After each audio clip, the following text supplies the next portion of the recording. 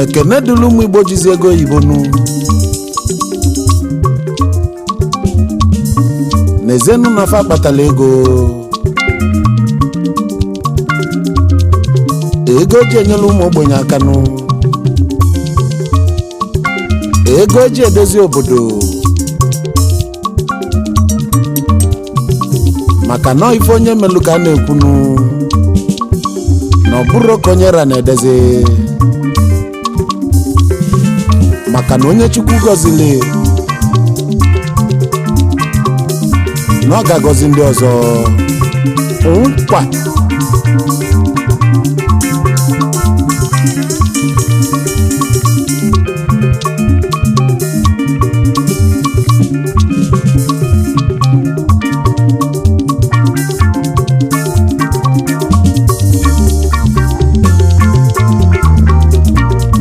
Ikene n'ụmụ Igbo fajizi ego oyibo fajizi ego oyibo n'ụka fabatala ego oyibo ego fakaliga monsu ego fakaliga uke na fajizi ego oyibo ego gbalụ ndị loyale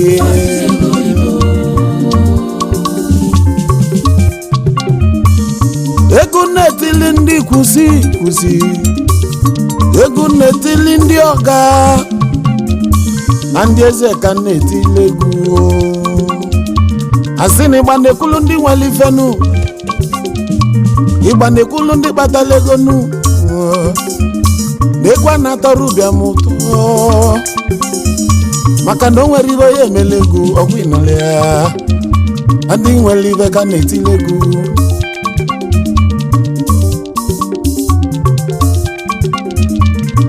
oji ego ji mmanụ oji ego ji ọgwụ onye ji ego na-eme ife sọlị ya gali ovu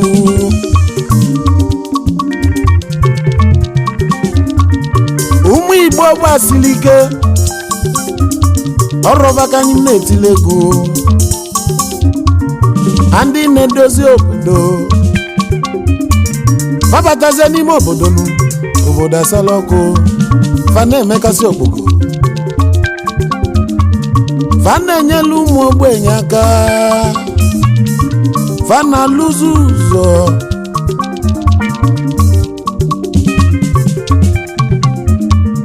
fa na-agbapụ mmiri fa na-etinye ọkụ ọrụ obodo kwọlifa aka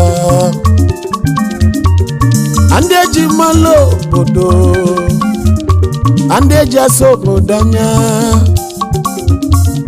ịbatazie n'ime obodo n'onwelu ndị eji bili n'onwelu ndị a na-asa anya ọzịkwa dike ka eji asa obodo anya na ịbatazie na Igbo na ndị na-ekwu okwu ya nụ bụ ndị eji asa anyị Igbo anya nụ yesa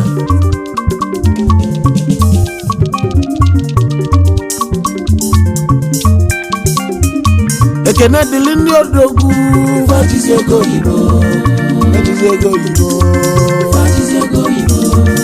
fabatala ego oyibo nu ọgbalụ mbọ kpata ego oyibo ọ dị ofele ego dị n'ogu ahịa ego ka na-anụ onye melie ọkpata ego eze na fajizi ego oyibo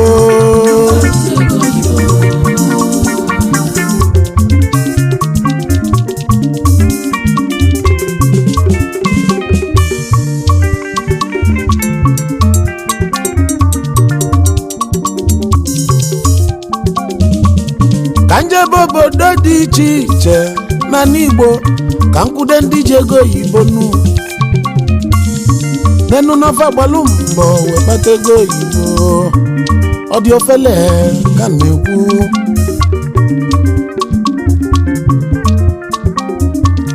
ka mbụlụ ego wee jebenu obebe ka na-ejenu ka mbụlụ ego wee jebe ọzọ bụrụ elulu mozubulu wee kwudo odogwu High Chief Aloysius Nnamdi Ikegwuọnụ Akụchi nyere nwata Ụzọchukwu Walu 1 n'Ụmụeje Ebubechukwu ụzọ 1 n'Ọzụbụlụ Bishop n'Ọzụbụlụ CEO Aloys Oil and Gas CEO of Ebubechukwu ụzọ Foundation onye ofufe Amakwa Ọzụbụlụ ekwusigo local gọọmenti Anambra steeti eze ọmọgọ n'osokwe bilio ọkwa gị lụrụ ụzọ n'Ọzụbụlụ ọrụ obodo wee kwọrọ ya aka nụ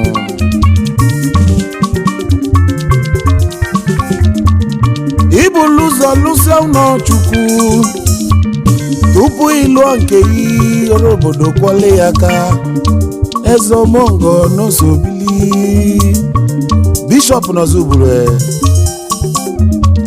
ka mbụlego m nwoke n'odogwu Dr. Onyekachiduru eze ọgbanje 1 of ọbọkpọ ụgbọ mmiri Cash Money odogwu Cash Worldwide eze ndị dibịa Ogbuefi 1 of ụgbọ mmiri Mbaitoolu aka na-enyere ụmụ ogbenye aka 1 n'ụgbọ mmiri Chief Ego dị n'ụlọ 1 of ụgbọ mmiri Mbaitoolu Oriego Nukego 1 of Eshe River State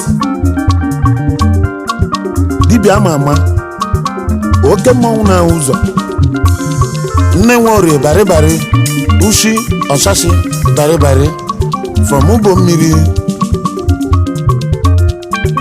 Member Cabinet Club of Nigeria Member People's Club of Nigeria Patron of Okada Riders in Mbaitoolu Imo State Patron Ọhadibia of River State Nigeria Osimukene Loliano Loloship Betaduru Ezilolo Ogbuefi Ụtọm Ndụmụeze Ọbọkpọ ụgbọ mmiri in Mbaitoolu Imo State Nigeria Kankenezo Mogodogwu n'ojizi ego oyibo High Chief Obinna Tochukwu Iyegbu Obi Kubana daalụ Okpole ya nke odogwu n'Idusu adịrịsị ndị ọba Chief Executive Officer of Ibiza Club CEO of Cubana Hotels Osimukene Loliano Lolo Mrs. Ebele Iyegbu ndị ọba Idemmili South Anambra State Nigeria onye jimala ọba Okpole Yankee Obi Kubana daalụ ọlụnụ High Chief Dr. Emeka Okonkwo nwata na yezayo odogwu onye ulie Imoni daalụ ọlụnụ CEO of 5 Stars Music CEO of Borisa Nigeria Limited CEO Emi Cargo and Shipping Services Nigeria Limited CEO Mary Merit International Limited Osimukene Loliano Lolo Mrs. Juliet Okonkwo Unduli in Iyala Local Government Anambra State Nigeria Kambulegumu Kenodogwu Chief Joseph Ebere Nweze Okafọ Jowi Zaza na ọ ga-adịle gị mmanụ obele nwa na-egbevi ọnụ n'Idusu Ekwulọbịa First Son Chief Executive Officer Jesco Nigeria Limited Founder of Jesco Oil and Gas eze ọmọgọ ni na-eme ọgọ dada oju na-eme ọgọ oji moto eme ọgọ na-edoso gbajizi ego oyibo nu gbajizi ego oyibo gbajizi ego oyibo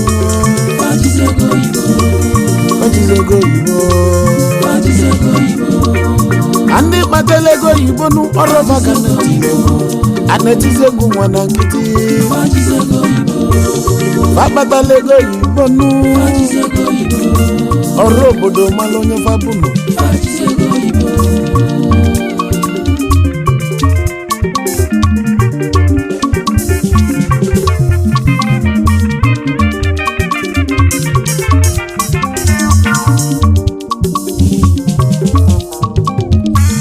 kambulegu musobodogunu onye ọgadele mma eze ọmọgọ nọ ya Chief Pascal Chibike Okechukwu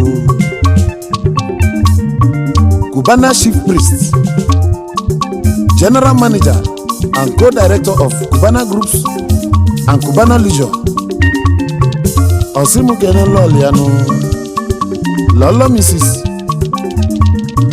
Amunuso Angel God Okechukwu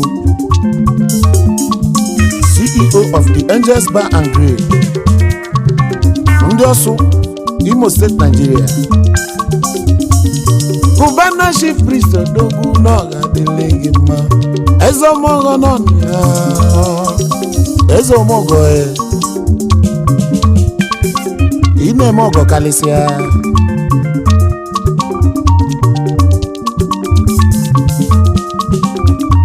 eze na onye ọgadịle mmanụ Wodogu Ikalika no Gadirigema Chief Austin Joseph the youngest Ezigbo na Bamako Mali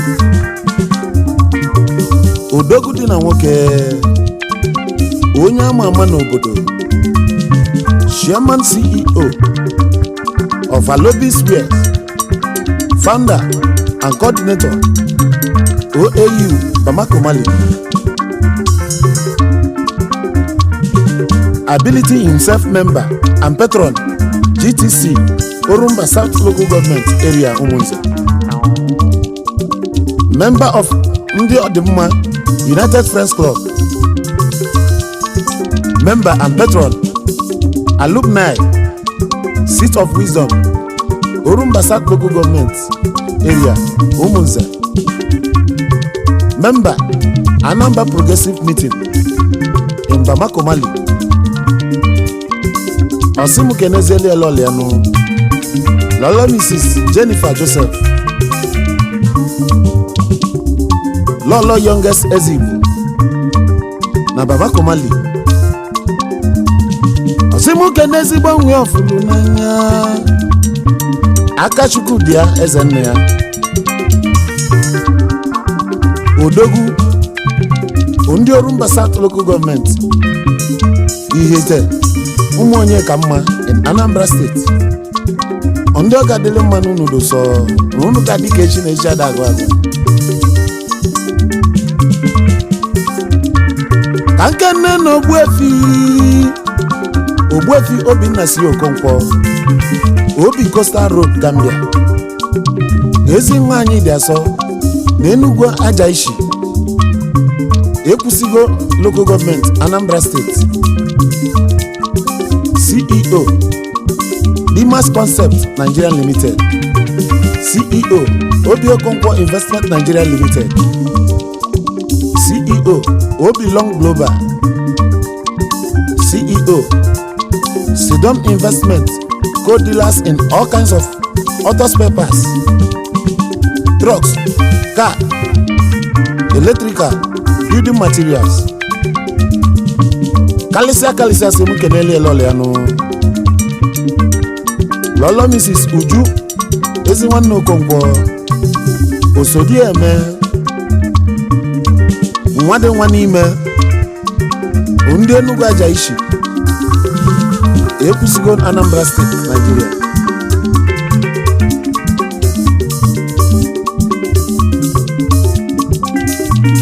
Bajize ego Igbo nu Bajize ego yibo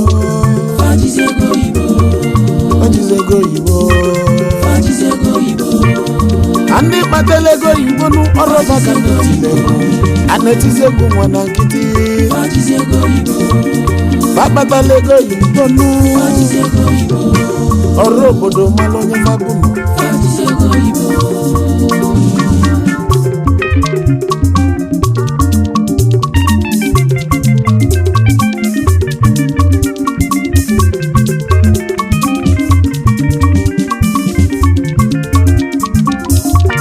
Chifemi sike n'Osobili n'ojizi ego yibo ọhaneze ndị Igbo na Dakar, Senegal.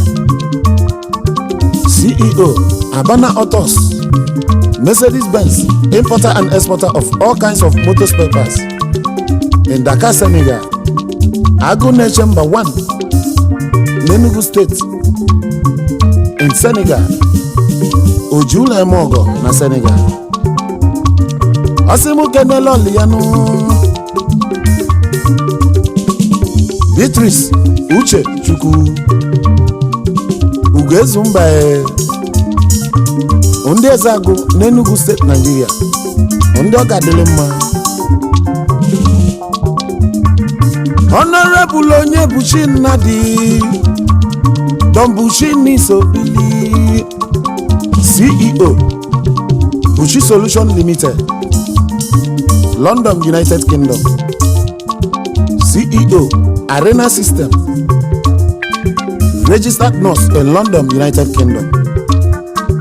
Member of Ndodimma United Friends Club. Osim Keneli Loliano Lolo Mrs. Stella Chinenye Nadi Action Lady Only be told Imo State, Nigeria. London based now Gadilunuma Kambule Gumu Kenezie Ezomogo Show promoter no Osobili Mr. Iwuze Uche Nelson Uche Mbaye Enyudo Kamae Obakari Ojinedo so Omecho Yowa nke izizi na nke mbụ na mba Africa niile. Obuwere ụzọ ndị egwu Igbo high life na mba dị iche iche. An international music promoter worldwide. Founder Dakar Pioneers, Dakar, Senegal. Founder Ndodimma United Friends Club. Founder Akaraka Friends Club, Gambia. Member Links Friends Club, Cyprus. Member Obi-Wan Friends Club, Algeria. Osimu Kenelo Liano Mrs. Iwuze Mary Blessing Ogadimma Nwokoro Eze nwanyị Enyudo Kamma Ndị Bitolu Imo State, Nigeria. Neno nyoga dili manu Ezomogo no Onumekeneyi Mr. Uchenna Emmanuel Elias Uche C, Western Union. CEO Uche C Exchange SE Money Transfer, Bamako, Mali. Igbo Shaman in Bamako, Mali. Member Ultimate Friends Club, Bamako, Mali. Financial Secretary Abia State Forum, Bamako, Mali. Member Igbo Union. Member CMO, Bamako, Mali. Dealers of cars cover and exchange. Osimbulegum Kenelo Liano Lolo Mrs. Uche Emmanuel Onde Alayi Bende, Abia State, Nigeria. Onde Ogadilima Nunu Gadike Chine Shada Gwago Nezeno Odogunu Odogu Merivo Jibulo Dogu Mwanye Tenimo Mr. Nayo Para CEO Bongo Sikwe Construction Company Nigeria Limited. Akaneme door na gate dị mma. Member Chief Provost Big Brothers Club. Osimu kenenu lọlịanụ lọlọ Mrs. Chidera Ọbara ọdụkọ na mba e. Osimu kenelu yanụ Ejiofor Isaac Omeka Ọdịmma 1 na Ezi Autonomous Community Mbieri. Chief Ofuji 1 na Mbieri. Ndu Umuduru Ohushie Ashimbieri Umbitolu Imo State Nigeria. Nezeno nyanyi jidi ebube Eze Omogo Onumekene yi Omogo no. Chief Jude Ositashia CEO Jude 190 Companies. CEO Jude 190 Motor Spare Parts, Importer and Exporter. CEO Jude 190 Estate Management and Lodgings. CEO St. Jude Academy, Nursery and Primary School and Secondary Schools. CEO Jude 190 Importer and Exporter Agencies Nigeria Limited. CEO Jude 190 Brake Parts, both car and trucks. CEO Jude 190 Worldwide Incorporated. Eze Chimeleze, one of Imeziowa Ojimoto Emogoe. Eza Foju, Vice President under Dimma United Friends Club. Member G7 Club Bamako Mali. Osimu keneze lọlịanụ lọlọ Mrs. Kelechi Florence Shaha nwanyị ọma Mama Shidalo ndị Ezeagụ Ibudo Enugu State Nigeria. Ndị ọga adịlị mma o Kambulegu mu Wesobenu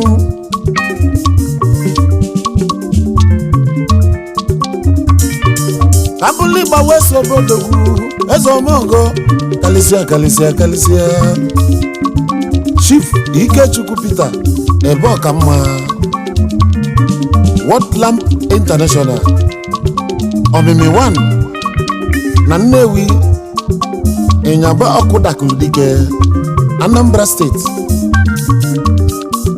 CEO Peter Lamp Plaza, dealers on all kinds of motor and truck lamps and parts. Importer and exporter. Chairman Remain Auto Spare Parts, Baka, Gambia. Co-founder and vice chairman Happy Hour Family Club, Gambia. Co-founder and number 1 secretary Long Life Family Club, Gambia. Member Igbo Community, Gambia. Member Royal Family Club, Gambia. Osimu kenelo lianu Eze nwanyi ni lechabani nwalea Koderi ya nwanyi omao Asarachi onyomani buso Osodi ye makuni sobili Ondia miminewi Inyaboku dakudike Umudim Anambra State, Nigeria. Ondia moga dilema